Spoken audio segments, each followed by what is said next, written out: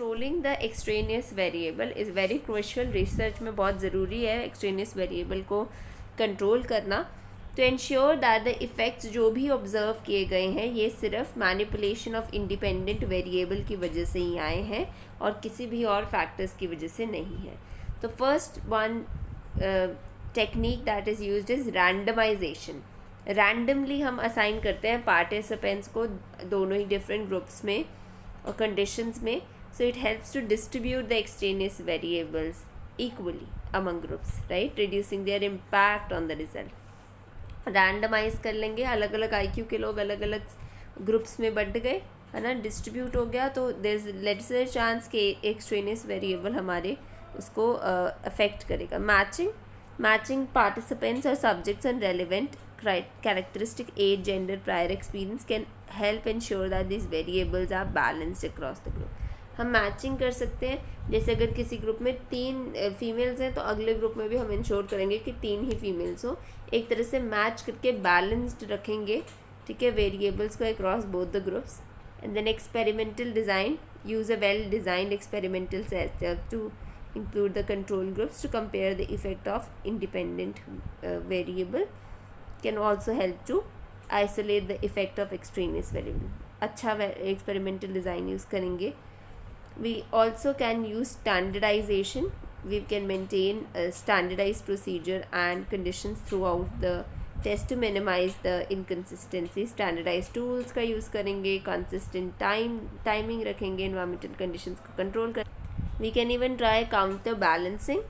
In repeated measures design present the conditions in different order, like A B फिर B A, ऐसे sequence में repeated major designs की बजाय हम conditions को डिफरेंट ऑर्डर में प्रेजेंट करते हैं, बैलेंसिंग कर रहे हैं ना, two different partners to counteract the potential sequence effect. तो सीक्वेंस इफेक्ट ना आए इसीलिए हम काउंटर बैलेंसिंग करते हैं, सीक्वेंस को मेंटेन ना करते हुए we present the thing in a different order. Constant, hold a constant if possible. Extraneous variables को जितना कांस्टेंट पॉसिबल हो उतना कांस्टेंट रखें। एलिमिनेट भी कर सकते हैं टोटली, नॉइस फ्री रूम में बिठा दो जैसे। So at least monitor them closely to ensure that they don't change during the study, कोई वो जो एक्सट्रेनियस वेरिएबल है वो चेंज ना हो रहा हो, ठीक है। वी कैन डू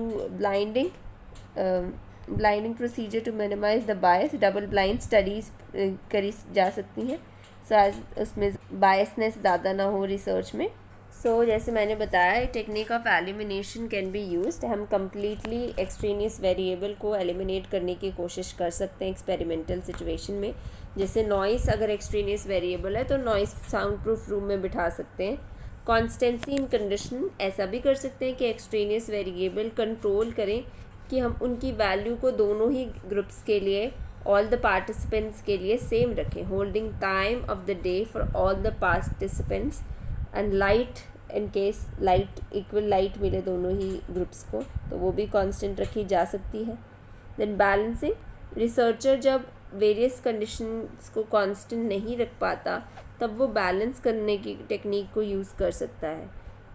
अगर वो एक्सट्रेनियस वेरिएबल नहीं पता है उसको तो एक्सपेरिमेंटल ग्रुप को डिफरेंट वे में ट्रीट किया जाएगा then the control group. And अगर आइडेंटिफाइबल है तो पार्टिसिपेंट्स को दोनों ही ग्रुप के इक्वली ट्रीट किए जाएंगे, ठीक है।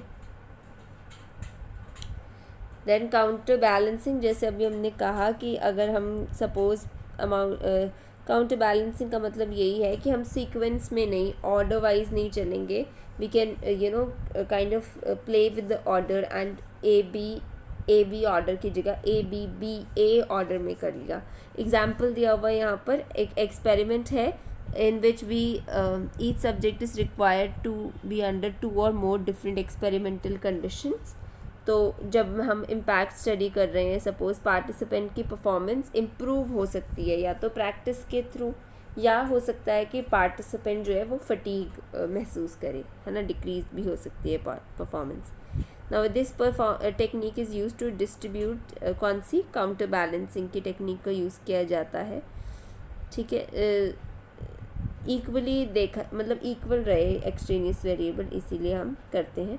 रैंडमाइजेशन पॉपुलर टेक्निक है एक्सट्रेनियस वेरिएबल को कंट्रोल करने की। ये टेक्निक कहती है, it refers to the technique जिसमें each participant had an equal chance to be a part of to be equal and independent chance of being selected, right. This technique is applied जहाँ पर extraneous variable हमें पता ही नहीं होता, तो हर किसी के पास इक्वल चांस है of getting selected. Than demand characteristics in behavioral studies sometimes social and psychological surroundings in situations provide some cues that demand how we should behave in a certain way or not.